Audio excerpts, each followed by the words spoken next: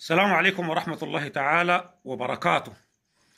أنا كلامي ده بوجهه للناس اللي ما بتعرف الجيش. في ناس ما بيعرفوا الجيش وما بيعرفوا أفعال الجيش، وأنا بوجه لك السؤال ده. القصة بيننا وبين الجيش قصة طويلة، ما هسه لما جات الإنقاذ دي في 89 ورفعت شعار بتاع الجهاد أن الجنوبيين كفار. قرب كردفان بابا نوصل الأسي بتشيف هذه، وقرب كردفان ككل، وولاية الشرق دارفور الضعين، ومحلية بحر العرب المطاري. الناس دي الوقوف اللي وقفوا مع الجيش، الوقوف اللي وقفوا مع الجيش والخدمة اللي قدموها للجيش ما هينة وما بتتنسي، والتاريخ ما بيمحاها. لكن الجيش خاف يا جميل انضالي، رد الجميل بشنو؟ عرب شتات وضرب بالطيران وبالمسيرات وسلب الهوية. الجيش اللي بتشيفه ده نحن مصيرنا نتحرر منه وجيع. الجيش اللي بتشيفه ده نحن بنبيع بقرنا بنبيع بخيل، بنمشي بنقتلهم في الجنوب حماية للجيش ده. بنشيل الإمداد أكل وشراب ودواء، بنشيله في زميلنا بنوديه للجيش عشان يتعالج.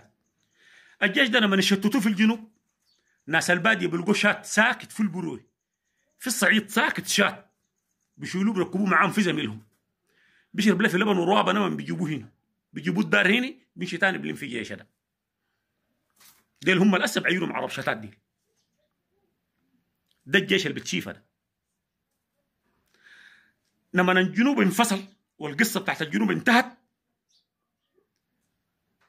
قبل انفصال الجنوب ركب للناس قال رتب حقات قوات سلام، دفاع شعبي، ياتم، أمراء. يوم الجنوب انفصل خلاهم زابوا زي ده، ما ناس جهلة ما فاهمين، طلقهم همشهم زي ده، هم دلا الآن عادوا بقاتلوا فوق، الآن عادوا بقاتلوا فوق. نفس القصة انطبقت في كبكابية. موسى هلال اللي بتشيفها ده برضو الحماية الحماها للجيش ما سهل. في النهاية رجع شنو؟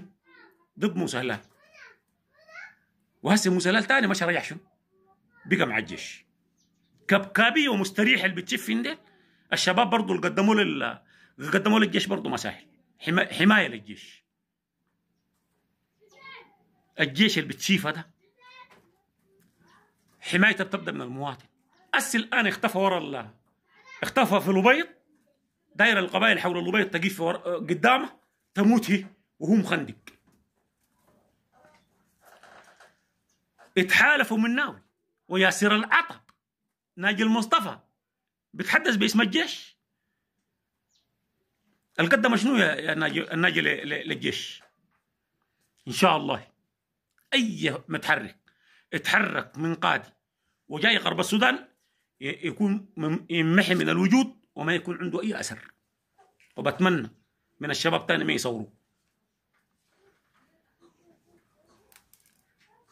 شيف والله بالخيل الناس كان بتفجر الالقام بالخيل عشان الجيش ده يتحرك يمشي قدام. والله بالخيل الناس بيفجروا الالقام عشان الجيش ده يتحرك قدام. الجيش بيعرف كاسحة القام عنده، والله كاسحة القام كان الخيل. نفس الناس اللي قدموا لي الجميل وقدموا لي الحمايه اليوم واقف ضدهم شنو؟ انا خليك من ذاك زقاوه الامس في الفاشر بمسكون ماشيين بحمير وبجمال بيمشوا بدخلوا الامداد للجيش ديل. هسه بكره الليله ده خليه يقولوا، بكره بخلوا يصدروا خليه يعلنوا يقولوا هم مع حكومه التاسيس. بكره الجيش بينقلب ضدهم بوقفهم شادين وبوقفهم اي كلام. خليك من الثاني. جيش نكار جميل، ما في جيش، دي قبائل سايقه الجيش ده وبتستعبد في العالم في الشعوب السودانيه. قسما وعظما نحن عندنا فوق تجربه، ونحن قصتنا مع الجيش ما بتنتهي في بابا نوصة. اولادنا اللي جوا بابا نوصة ديل، الشباب اللي هسه مقاتلين ديل 50% او 80% ربيانين اتام قتلوا الجيش ده بقصه اسلام في الجنوب كفار جاتهم قتل الناس دي، خلى الشباب لسه بتقاتلوا دول نصهم 80% منهم ربيان اتام.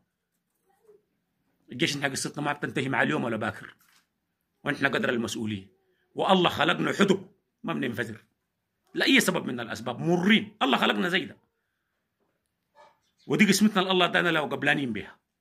زلك بها ما بنرضى، زله والله ما نعيش بها، ميتين ده صحيح لكن والله زله ما نعيش بها.